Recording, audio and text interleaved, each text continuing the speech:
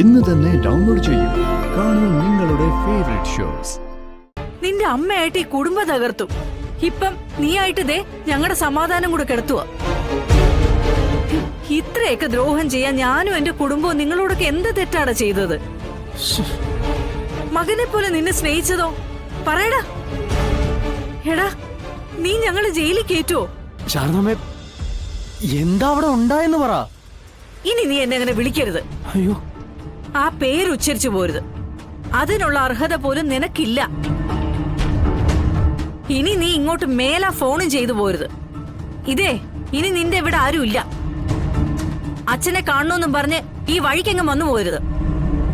പറഞ്ഞു കേട്ടോടാ. സ്വന്തമാണ് ബന്ധമാണെന്നും പറഞ്ഞ് എന്റെ വീടിന്റെ പടി നീ ഇനി ചവിട്ടരുത്. കഷ്ടപ്പാടും ദുരിതവും ഒക്കെ ഉണ്ടെങ്കിലും ശാരദ ഇതുവരെ ആരെയും പേടിച്ചു കഴിഞ്ഞിട്ടില്ല. നീ കാരണം, നിന്റെ പ്രവൃത്തി കാരണം ഞങ്ങൾ ഇവിടെ പേടിച്ച് ജീവിക്കേണ്ട അവസ്ഥയാ. അതുകൊണ്ട് എനിക്ക് ഒരു കാര്യം നിന്നോട് പറയാനുള്ളൂ.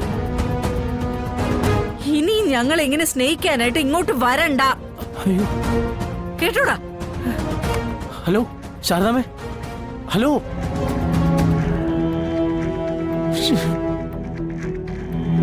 അയ്യോ, ഈ ശാരദാമ്മയ്ക്ക് ഇത് എന്തു പറ്റി?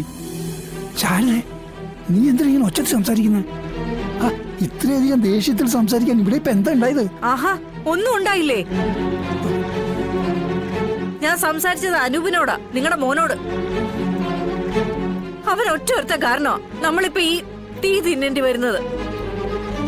അവൻ കാരണം തന്നെയാ ഈ കാണുന്ന പൊല്ലാപ്പൊക്കെ എടുത്ത് തലയിൽ വെച്ചത്. ശാരദേ, ഒരബദ്ധം സംഭവിച്ചു പോയി. അതെന്റെ കയ്യിൽ നിന്ന് പറ്റിപ്പോയൊരബദ്ധം തന്നെയാ. ഞാനത് സമ്മതിക്കുന്നു. നിങ്ങളല്ല ഗോപാലേട്ട അത് ചെയ്തത്, അത് ഞാൻ ചെയ്തതാ. നിങ്ങൾ വെറുതെ എന്നെ രക്ഷിക്കാൻ വേണ്ടി കുറ്റമൊന്നും ഏറ്റുപിടിക്കണ്ട. അതങ്ങനെയല്ല ശാരദേ. നീ കാരണം അല്ല അവൻ മരിച്ചത്. അതിന്റെ ഉത്തരവാദി ഞാൻ തന്നെയാ. അല്ല ഗോപാലേട്ട, ഞാൻ തള്ളിയപ്പോഴാവൻ വീണത്. അതുകൊണ്ട് ആ കാര്യം ഓർത്ത് നീ ടെൻഷൻ അടിക്കണ്ട. ഇനിയിപ്പോ ഇതിന്റെ പേരിൽ എന്ത് അന്വേഷണം വന്നാലും അത് നേരിടാനുള്ള വഴികൾ ഞാൻ കണ്ടുവച്ചിട്ടുണ്ട്. പിന്നെ എന്തിനാണ് നീ ഇങ്ങനെ പേടിക്കുന്നത്? നീ ഇത്ര വെള്ളം കുടിച്ചേ, എന്നിട്ട് സമാധാനത്തോടെ വെള്ളമൊക്കെ ഞാൻ കുടിച്ചോളാം. നിങ്ങൾ അതവിടെ വയ്ക്കേ. എന്നാ പിന്നെ ഇനി ഇങ്ങനെയൊന്നും ഉണ്ടാവരുത്. പെട്ടെന്ന് ദേഷ്യപ്പെട്ട് എന്തെങ്കിലുമൊക്കെ വിളിച്ചു പറഞ്ഞാ പിന്നെ നമ്മൾ ചെന്ന് നിൽക്കുന്നത് വലിയൊരു ദുരന്തത്തിലായിരിക്കും. നമ്മളല്ലാതെ മറ്റാരും ഇത് അറിയരുത്.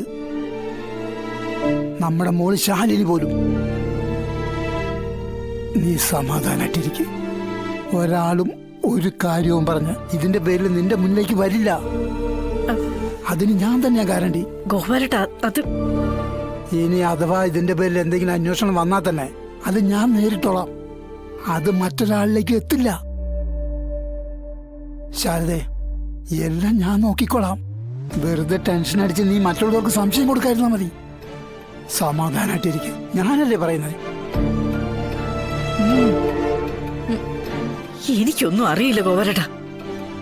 ഈശ്വര.